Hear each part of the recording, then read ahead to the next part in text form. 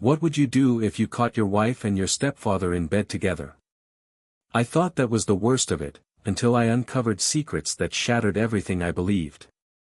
My name's Brian, and my wife, Amy, and I have been married for 5 years. We have a beautiful daughter, Emily, who just turned 6 months old. Life was good, or at least that's what I thought. We live close to my mom and stepfather, Richard, who's been in my life since I was a teenager. Since Emily was born, they've been around a lot to help out. My mom loves being a grandmother, and Richard, well, he's stepped in, helping around the house, fixing things, doing the yard work when I'm busy at the office. To be honest, it was a relief to have them around. Balancing a new baby and work has been tough, and having family close by felt like a blessing. But looking back, I guess I missed some signs. Over the past couple of months, Amy started acting different. She was a little more distant, sometimes distracted when I talked to her. I'd ask her what was on her mind, and she'd brush it off, saying she was just tired from taking care of Emily. I didn't press her, after all, being a new mom is exhausting. But then there was her phone. Amy, who used to leave her phone around the house like it was no big deal, suddenly became a lot more private with it. She'd keep it close, quickly putting it face down whenever I came into the room, or locking it if I tried to borrow it. I noticed, of course, but I told myself it was nothing. She'd been stressed with the baby, maybe chatting with her friends or reading some mom blog that she didn't want me to see. I didn't think too deeply about it, until one day, when I came home from work a little earlier than usual. That was the day that shattered everything I thought I knew about my family and my marriage. That day started off like any other. I managed to leave work early, hoping to surprise Amy and spend some time with our daughter, Emily. When I got home, I noticed my stepfather Richard's truck parked in the driveway. Since Emily was born, he'd been coming over a lot to help Amy around the house. My mom was often there too, but recently, Richard had started stopping by on his own, saying he wanted to give her a break. I didn't think much of it. Richard had been like a second father to me, someone I trusted completely. When I stepped into the house, I noticed how quiet it was. The baby monitor on the counter showed Emily asleep, and there was the faint sound of hushed voices coming from the living room. I walked in, expecting to see Amy and Richard chatting. They both turned to look at me a little too quickly, expressions flickering with surprise, as if I'd interrupted something. Richard was sitting on the couch, and Amy stood nearby, glancing between us. I gave them a smile, shaking off the strange tension in the room. Didn't mean to interrupt, I joked, walking over to check on Emily. No, you didn't interrupt, Amy said quickly, her voice a little too cheerful. We were just talking about, house repairs. Richard was saying the back fence might need some work. I nodded, accepting her explanation, but I couldn't shake the weird feeling that something was off. Amy seemed overly enthusiastic, her smile forced, and Richard was unusually quiet, almost avoiding my eyes. I brushed it off, telling myself I was reading too much into things.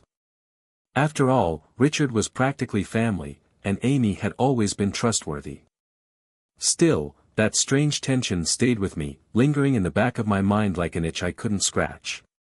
It was subtle, hard to pinpoint, but it was there.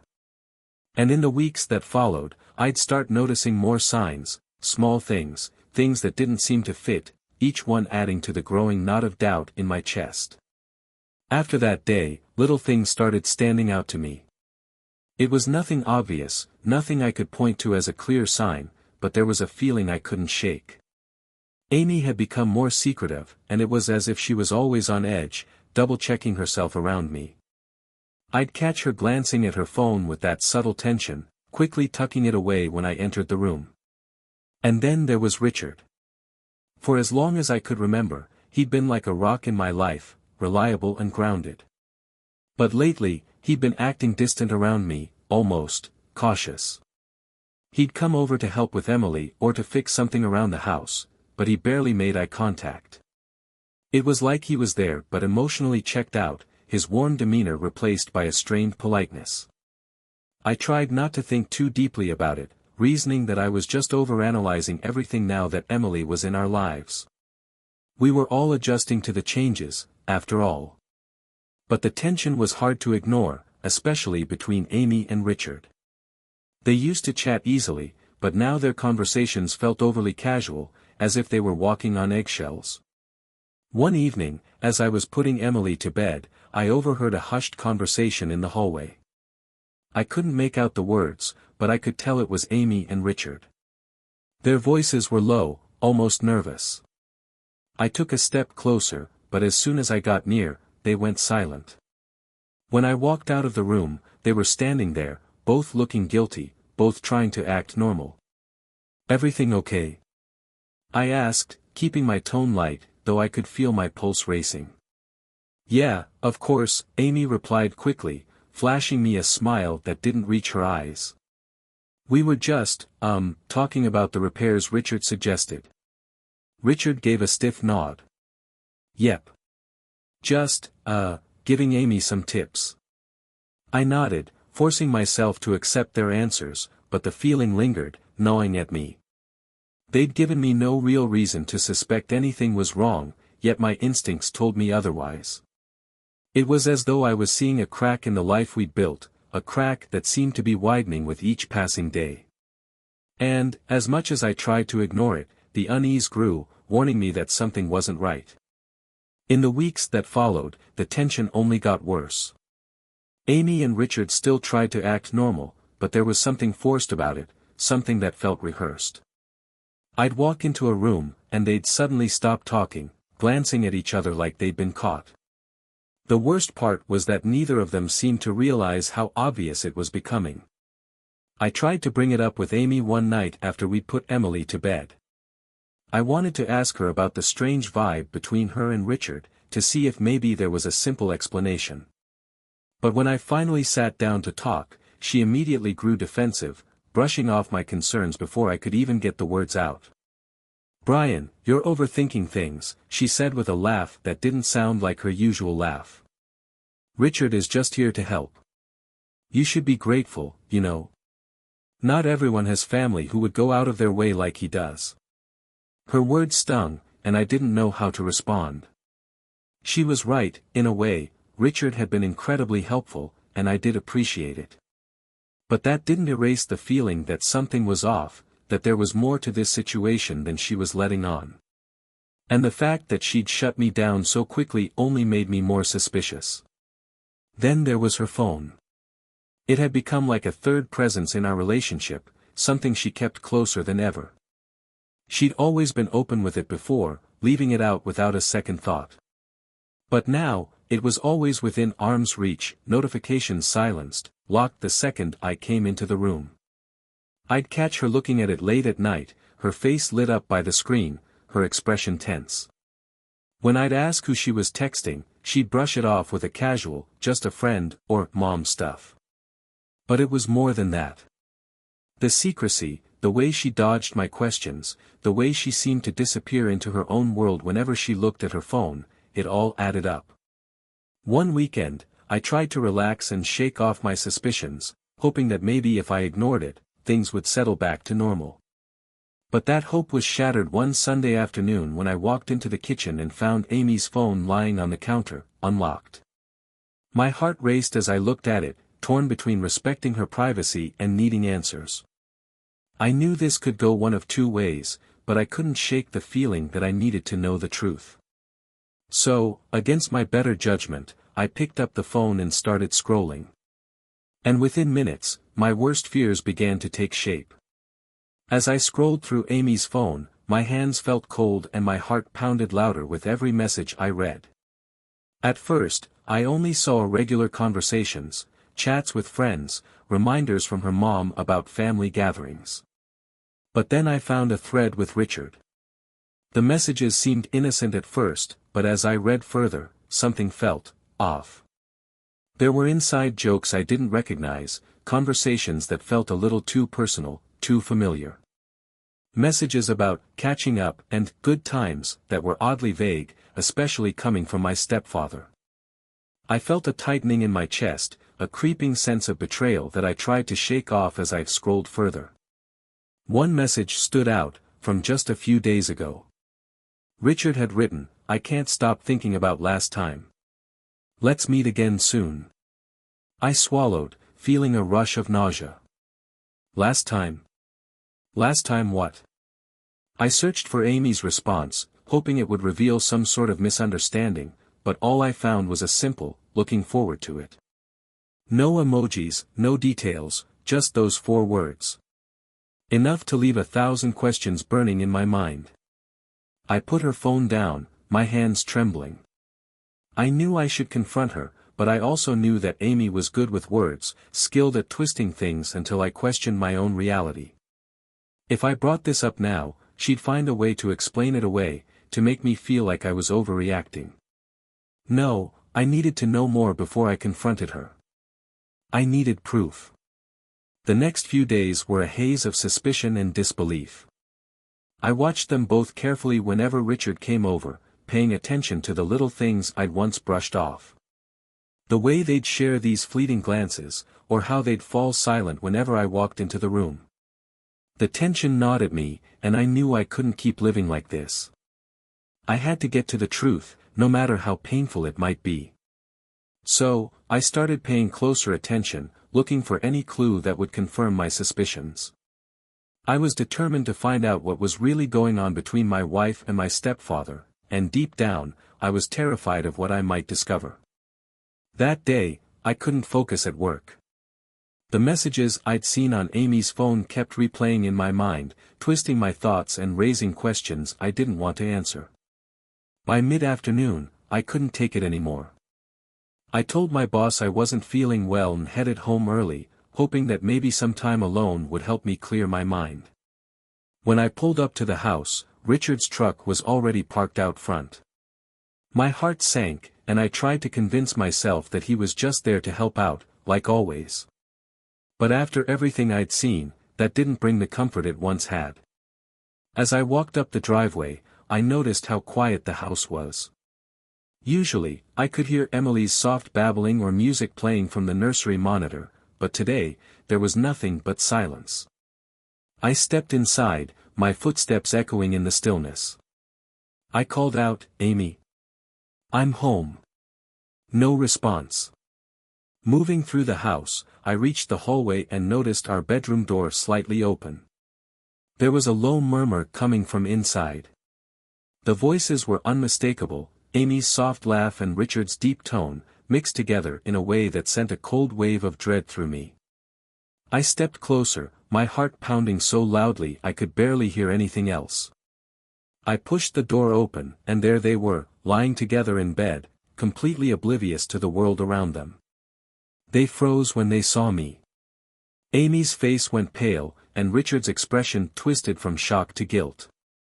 They scrambled, reaching for sheets and stammering, but the words were meaningless to me. The betrayal was right there in front of me, raw and undeniable. I felt numb, like I was watching a scene from someone else's life. This wasn't supposed to be my reality, my family. My wife and my stepfather, it was a nightmare come to life. For a moment, no one said a word. We just stared at each other, caught in the thick, suffocating silence of betrayal. Finally, I managed to speak, my voice barely more than a whisper. How could you?" Neither of them had an answer. And I realized then that nothing they could say would ever make this right. The shock of seeing them together turned into a blinding rage that I couldn't contain. Without thinking, I stormed into the room, my focus entirely on Richard. I grabbed him by the collar, pulling him up off the bed, my voice steady but shaking with fury. "Get out of my house, Richard," I snarled, my grip tightening as I looked him straight in the eyes. "Get out and don't come back." Richard, looking utterly humiliated, fumbled for words, but I didn't care to hear any apologies or excuses. He stumbled as I shoved him toward the door, gathering his clothes as he went, avoiding my gaze. He muttered something under his breath, maybe an apology or a pathetic excuse, but I didn't care. I watched him leave, feeling nothing but disgust. I turned to Amy, who had pulled the sheet around herself, her face pale and filled with a mix of shock and fear. For a split second, I almost hesitated. This was the woman I'd built my life with, the mother of my child. But the hurt was too raw, the betrayal too deep. "Go on," I told her, my voice cold and steady. "Go after him. You wanted him so badly. Go follow him, because you're done here." Amy started to say something, reaching out as if to calm me down or explain herself, but I wasn't interested in hearing her lies. I turned my back on her, walking out of the bedroom and heading straight for my phone. I couldn't stay in this house with her a second longer, and I knew what had to be done. As I dialed the number of a divorce lawyer, I felt a grim sense of resolve. When the lawyer picked up, I didn't hold back. "I need to file for divorce," I said firmly, the words coming out with an unexpected sense of relief. "And I want to sue my wife for everything. She cheated, and I want to make sure she feels every consequence. And as for my stepfather, there has to be some way to make him pay for this too." The lawyer, sounding understanding yet professional, assured me we could go over my options, from custody of my daughter to dividing assets. Knowing I wasn't alone in handling this gave me a sense of strength, and I was ready to fight back, to regain control over my life from the people who had betrayed me. I hung up, taking a deep breath, feeling the weight of the situation settle in. This wasn't how I'd envisioned my life, but it was time to face the truth and start rebuilding. Amy and Richard had crossed a line, and I was determined to make sure they both understood the price of their betrayal. After kicking Richard out and telling Amy to leave, the silence in the house felt deafening. She'd gone after him, as I'd told her, scrambling to get dressed and gather her things, leaving without another word. The empty, hollow quiet that filled the space once they were gone was both painful and relieving. This was my home, my life, and they'd shattered it. But now, finally, I was free to rebuild it without them. The next day, I met with my lawyer to begin the divorce process. I was determined to make it clear in the paperwork that this wasn't a typical separation. This was about betrayal, about protecting myself and my daughter, and ensuring Amy would feel the consequences of her actions.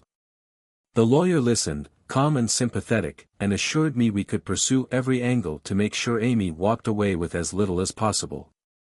My goal wasn't just to end the marriage, it was to ensure she understood the weight of what she'd done. As the legal proceedings began, word started to spread among family and close friends. It wasn't long before my mother found out, and the devastation on her face was nearly as painful as the betrayal itself. Richard had been her husband, someone she'd trusted implicitly, and she was shattered to learn what he'd done. She couldn't understand how the man she loved could betray both her and her son in such a horrendous way. Together, my mother and I decided to confront Richard one final time. We met at a quiet spot, where the three of us could talk without interruptions. Richard, clearly uncomfortable, tried to explain himself, spouting some nonsense about loneliness and mistakes. But my mother and I didn't want explanations. We needed him to know the damage he'd caused. "You didn't just betray your marriage," I told him, my voice cold and steady. "You betrayed me, our family, and the trust I'd built in you my whole life. You're no father to me anymore." My mother nodded, her face hard with anger and disappointment. "You destroyed everything, Richard. And for what? A meaningless fling that tore apart two families." Richard hung his head, knowing there was nothing he could say to make it right. The look in his eyes showed he understood the enormity of his actions, but by then, it was too late.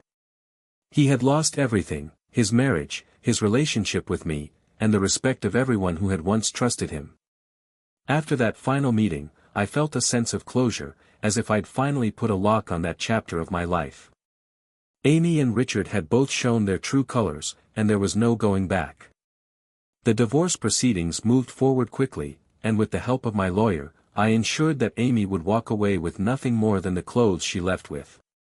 Custody of Emily was mine, and I was determined to give her a stable life, far from the mess her mother had created. As the dust settled, I found a strange sense of peace. The betrayal had left scars, yes, but it had also given me clarity. I now knew who truly mattered, and I had a renewed focus on rebuilding my life, not just for myself, but for my daughter.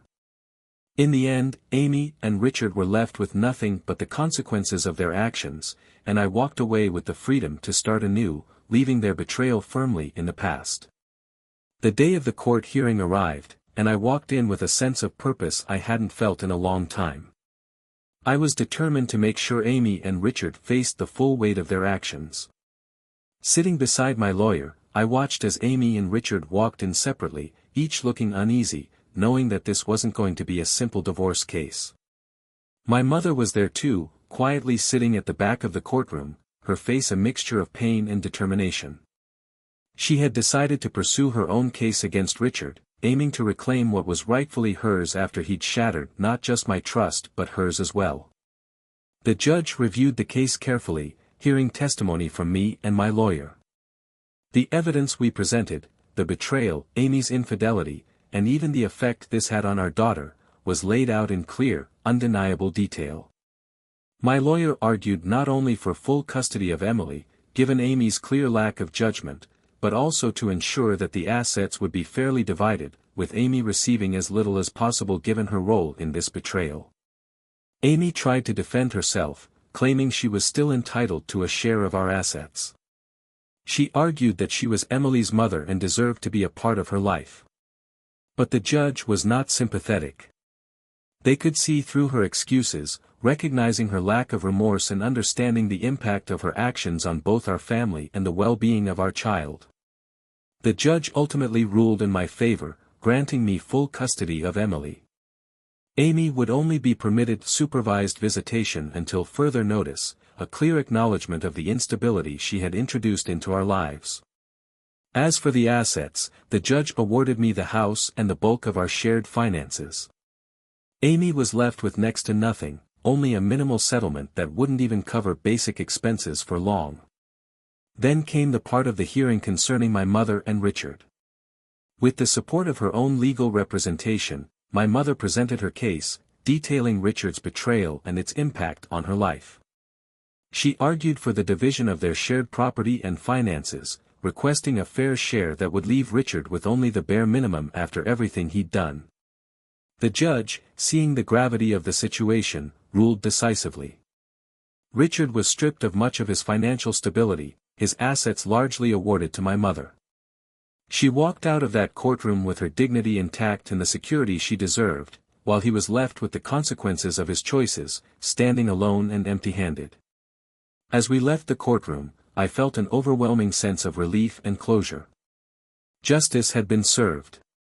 Amy and Richard had faced the repercussions of their betrayal, and now, I could finally focus on building a future for Emily and myself, free from the lies and chaos they'd caused. Outside the courthouse, my mother and I shared a quiet moment. We didn't need to say much. Just a simple nod, an understanding between us that we'd both come through the fire, and that together, we'd move forward stronger than ever. After the court ruling, I felt a weight lift that I hadn't realized I'd been carrying. The months of betrayal, anger, and uncertainty had finally led to justice. With full custody of Emily and the home that I'd fought hard to keep, I had the foundation to rebuild. In the days that followed, Amy tried reaching out a few times. She sent texts asking to talk and claiming she'd changed. But I ignored her messages. I had nothing left to say, and there was nothing she could tell me that would undo what she'd done. The judge had given her only supervised visitation rights, and even that felt more than she deserved. Emily needed a stable, loving home, and I was determined to give her that. My mother, too, was finding her own path forward. With the assets she'd secured from her case with Richard, she moved to a new place, far from the memories that her marriage to him had tainted. The support we offered each other felt like a new bond, one forged from resilience and shared healing. I dedicated myself to work and to spending time with Emily. She was my light in all of this, her innocence and laughter a reminder of the good that still existed. Slowly, I began to find joy in the little things again, taking her to the park, reading her bedtime stories, seeing her smile at the simplest moments. I was living for her now, and every day felt like a step closer to the life I wanted to create for both of us. As weeks turned into months, my heart started to heal. I focused on self-improvement, on making our home a place filled with warmth and love. Friends who had stood by me through everything became like family, their presence a constant reminder that I wasn't alone. One day, as I watched Emily play in the yard, I realized just how far I'd come. The betrayal that once felt all-consuming was now just a distant memory, a chapter I'd closed. I had won my freedom back, and I was ready to embrace the future with gratitude, clarity, and peace. My life was my own again, and Emily and I were thriving. For the first time in what felt like forever, I looked forward to what was ahead. Free from the pain, surrounded by love, and grateful for the strength I'd gained, I knew that, no matter what came next, we'd be just fine.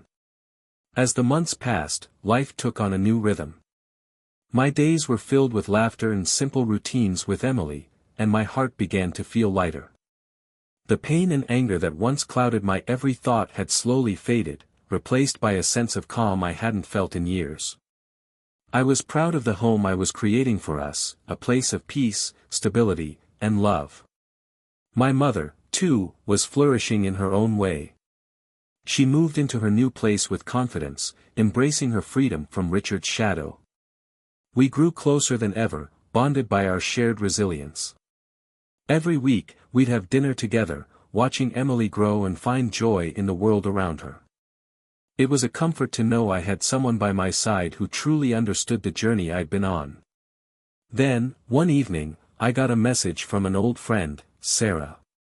We'd lost touch over the years, but she'd heard about what had happened and reached out, offering her support. We started talking more often, at first just catching up on life and old memories, but soon, our conversations became a bright spot in my day. She'd been through her own struggles, and there was a genuine understanding between us, a shared depth that only came from experience. One afternoon, Sarah invited me and Emily to a picnic with some mutual friends.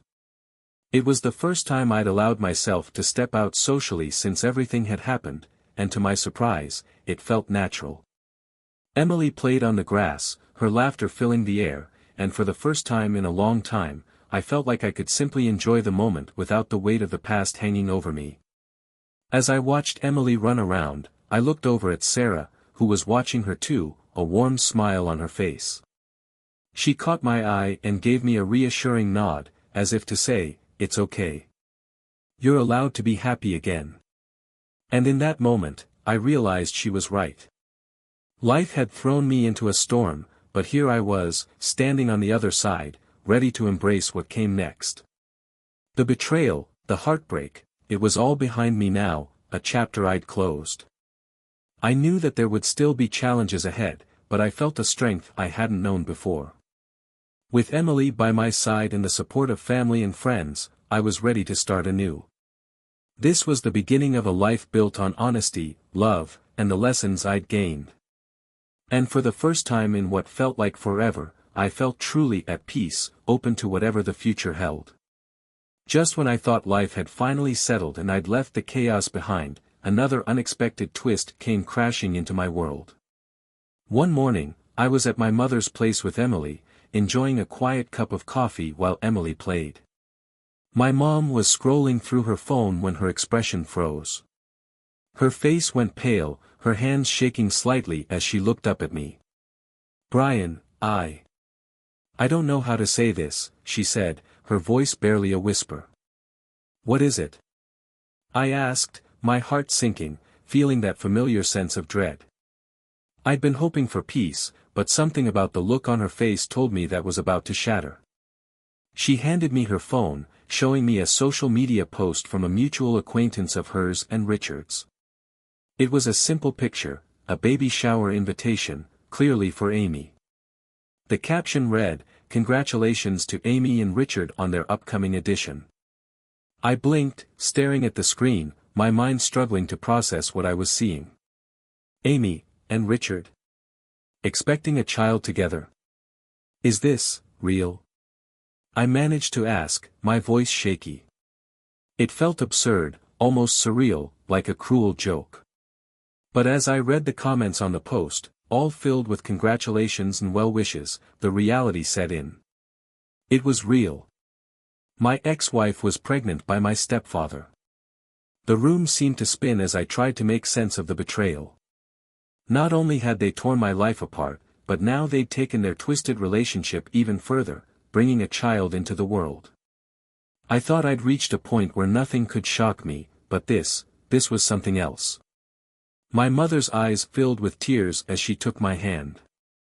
I had no idea, Brian. I'm so sorry. I didn't think things could get any worse. I sat there in stunned silence, barely able to wrap my head around it. The betrayal was beyond anything I'd thought possible. This child would be my daughter's half-sibling, and also her cousin. The twisted nature of it all made me feel sick. As I sat there, I realized that this would be yet another chapter I'd have to find a way to move on from.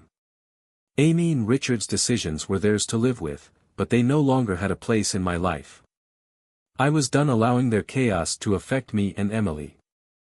I would protect her from the mess they'd created, no matter what. With a deep breath, I steadied myself. This revelation was one more blow, but I wouldn't let it take away the peace I'd fought so hard to build. In the weeks that followed, I did everything I could to shield myself and Emily from the storm of emotions that came with this new revelation. The news of Amy and Richard's twisted relationship, and their child on the way, had spread quickly through family and friends. I couldn't walk down the street without seeing the looks, hearing the whispers, feeling the weight of people's pity. I kept my focus on Emily. I refused to let her world be defined by their choices, by the chaos and betrayal they'd created. I was determined to build a safe, stable life for her, one untouched by the damage they'd left in their wake. My mother and I grew closer than ever, her presence a constant support as we processed everything together. We talked often, shared quiet moments of understanding, and found strength in each other. She had been blindsided by Richard's betrayal just as much as I had, and knowing that we were both rebuilding, in our own ways, brought us a strange sense of comfort.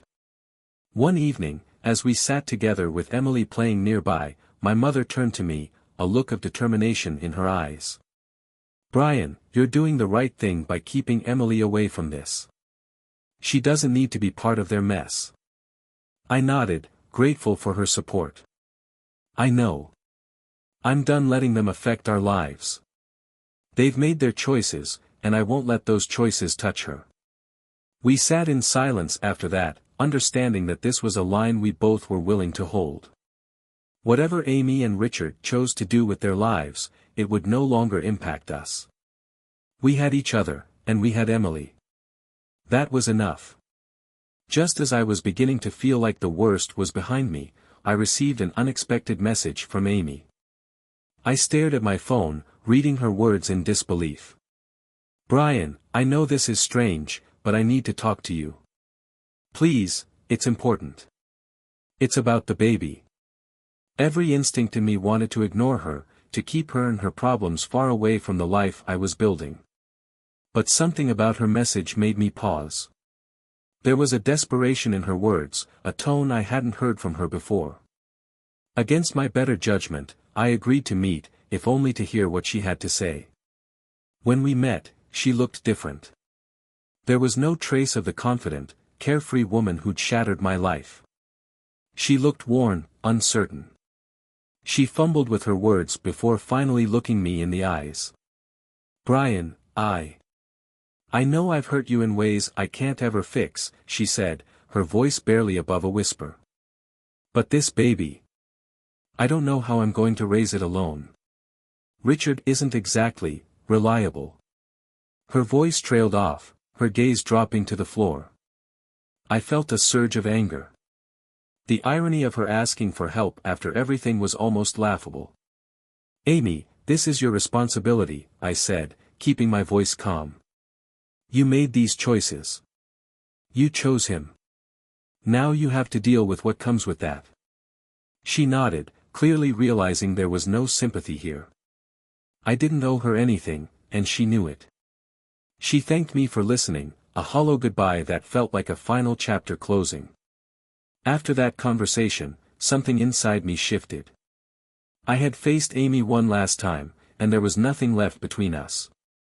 She was now truly a stranger, someone with a life separate from mine, tangled in her own consequences. For the first time in a long time, I felt completely free. There were no more loose ends, no lingering doubts or anger. Just a sense of peace I hadn't felt in years. Emily and I moved forward, surrounded by people who genuinely cared about us. I poured my energy into creating new memories with her, building a life defined by love, stability, and peace. Whatever happened with Amy and Richard was no longer my concern. They were part of a past I'd left behind, and my focus was now on the future, on Emily, my mother, and the new beginnings that lay ahead. I had survived the storm, come through stronger, and finally closed the door on a chapter that no longer held any power over me.